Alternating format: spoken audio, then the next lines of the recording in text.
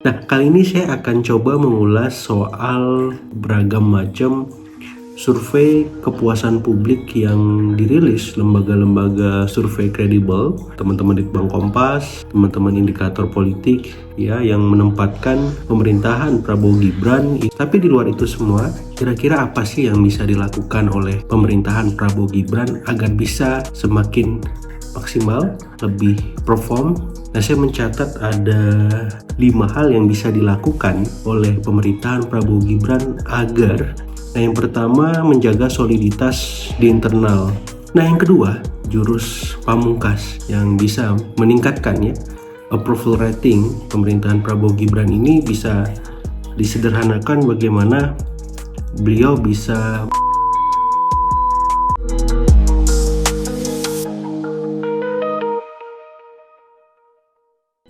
Assalamualaikum warahmatullahi wabarakatuh. Salam sejahtera untuk kita semua. Apa kabar teman-teman? Semoga semuanya tetap sehat, ya, semangat, menebar banyak manfaat.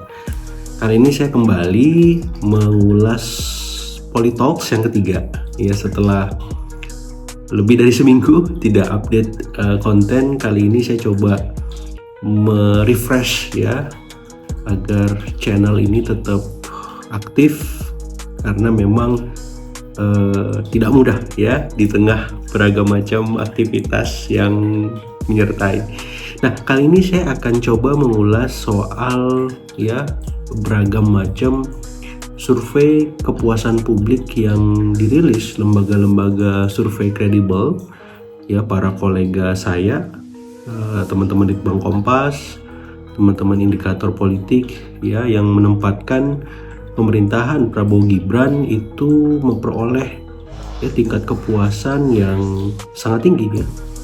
Di Bank Kompas misalkan menempatkan skor 80,9%, ya, kemudian indikator politik Indonesia dengan skor yang tidak jauh terpaut, ya, 79,6%. Jadi ini perihal yang menarik, tapi harapannya tidak membuat, ya, kabinet merah putih, Presiden Prabowo, Wakil Presiden Gibran terlena, ya, dan kita lihat sendiri bagaimana respon masing-masing pihak yang menginginkan, ya, 3 bulan pertamanya ini atau 100 harinya ini hanya sebatas memacu, ya, agar 57 bulan berikutnya bisa lebih baik lagi, ya. Jadi kalau di banyak media saya menyampaikan bahwa 100 hari ini nilainya B kalau kita di kampus, ya, parameter 81 atau 79 tadi, semacam itu. Maka harapannya di bulan-bulan berikutnya bisa, ya, A atau bahkan A+, gitu, ya, karena memang publik semakin puas. Tapi di luar itu semua, kira-kira apa sih yang bisa dilakukan oleh pemerintahan Prabowo Gibran agar bisa semakin maksimal, ya, lebih perform, sehingga publik semakin puas, ya, dengan beragam capaiannya nanti. Nah, saya mencatat ada 5 hal yang bisa dilakukan oleh pemerintahan Prabowo Gibran agar, ya, mampu memuaskan publik, ya, lebih lanjut, ya. Jadi tren ini itu bisa terus terjadi, ya, karena memang harus diakui melanjutkan itu satu hal, karena lebih banyak tempat juga banyak, ya, pemerintahan yang tidak mampu memastikan kebaikan pemerintahan sebelumnya bisa berjalan, ya. Jadi ketika angka kepuasan publik sampai di level 79,6 atau 80,9, itu perjuangan yang menurut saya tidak mudah, ya, karena warisan Pak Jokowi itu kan kisarannya 70 sampai 75, ya, persen di akhir pemerintahan dia. Jadi ada kenaikan, ya, 5 sampai 6%, dan itu memang sebuah capaian yang cukup positif, walaupun, ya, perjuangan belum selesai. Nah, bagaimana caranya mempertahankan kemudian bisa terus meningkatkan? Nah, yang pertama, menjaga soliditas di internal kabinet merah putih, ya, antar menteri, wakil menteri, kemudian kepala badan, wakil kepala badan, utusan presiden, semacam itu.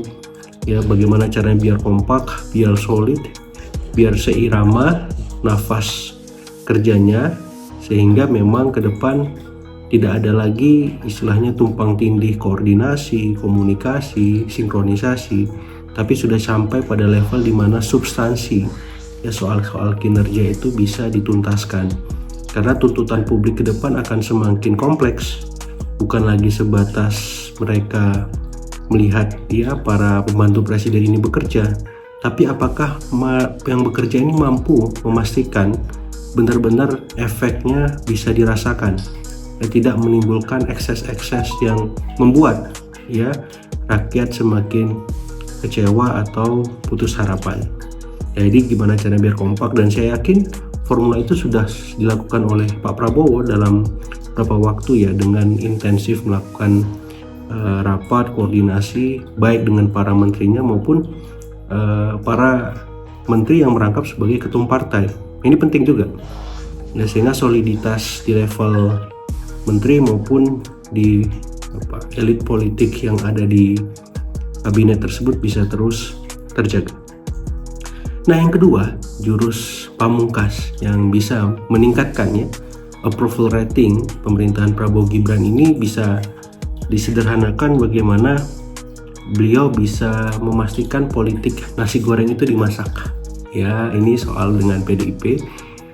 Artinya memang pertemuan dengan Ibu Mega ini menjadi keniscayaan setidaknya bagi Pak Prabowo ya, punya arahan bagaimana beliau bisa berkomunikasi dengan presiden manapun. Ya, apakah dengan Ibu Mega, Pak Jokowi, Pak SBY ya. Karena kita butuh aktor yang mampu menjembatani beragam macam perbedaan ya, beragam macam cerita yang belum selesai di antara para presiden ini. Ya, setidaknya ya dalam persepsi publik nanti mereka melihat Pak Prabowo ini bisa menjadi sosok pemersatu. Ya, terlepas apakah pertemuan dilakukan sebelum kongres atau saat kongres PDIP, saya kira pertemuan ini harus atau perlu dilakukan ya dengan arahan ideal agar publik ya bisa melihat bahwa tokoh-tokoh bangsanya, para presidennya memang bisa berkomunikasi, dan yang memulai itu adalah Pak Prabowo. Walaupun ini tidak mudah karena di antara presiden selain Pak Prabowo memang ada cerita yang belum tuntas, ada masalah yang belum usai seperti itu. Nah, di luar itu memang kita tahu Pak Prabowo perlu juga mendengar masukan-masukan dari PDIP sebagai partai yang berada di seberang kekuasaan agar beliau semakin objektif mengevaluasi kinerja para pembantunya. Apakah sudah berjalan pada rel yang benar? Ya, apakah sudah sesuai dengan aturan main ya, konstitusi maupun aturan di bawahnya semacam itu, karena jangan sampai dengan hasil survei ini para pembantunya malah terlena.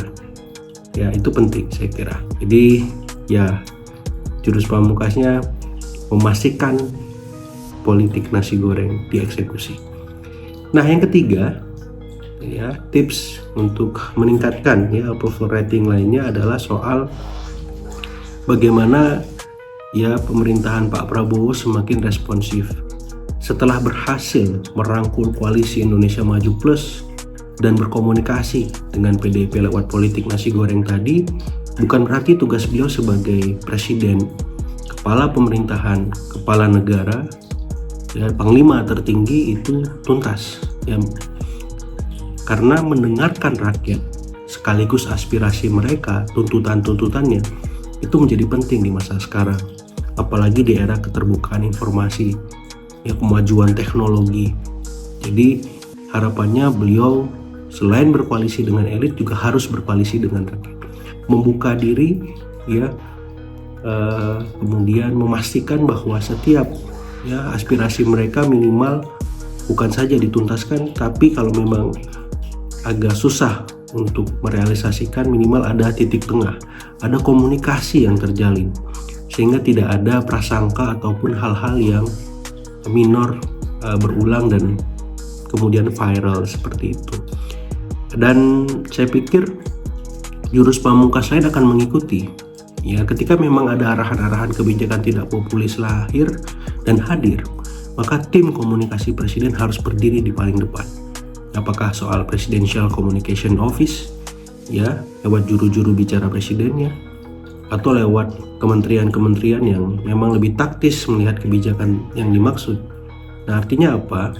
Artinya ketidakpopulisan Presiden Prabowo bersama Mas Gibran itu bisa dirasionalisasi, bisa dijelaskan oleh tim komunikator yang ulung yang selama ini sudah ada di PCO maupun di kementerian-kementerian terkait, agar cepat tanggap, ya, merespon beragam dinamika yang terjadi pasca kebijakan tidak populis itu dilahirkan. Karena kita tahu bahwa tidak selamanya pemerintah bisa menghadirkan hal-hal yang sesuai dengan kehendak masyarakat, apakah karena ada ekses anggaran, apakah ada juga efek dari kebijakan global, ya, situasi geopolitik, geostrategis yang rentan. Jadi tim komunikasi presiden, istana ini harus benar-benar piawai, gesit, mengolah isu, merespon beragam dinamika tadi agar publik tercerahkan, bukan malah membiarkan itu dan membuat, ya, fitnah, hoax merajalela. Nah, kita tidak mau semacam itu, karena sekarang pola komunikasinya sudah bagus, ya, satu pintu dan semuanya sudah mulai terarah dan terukur.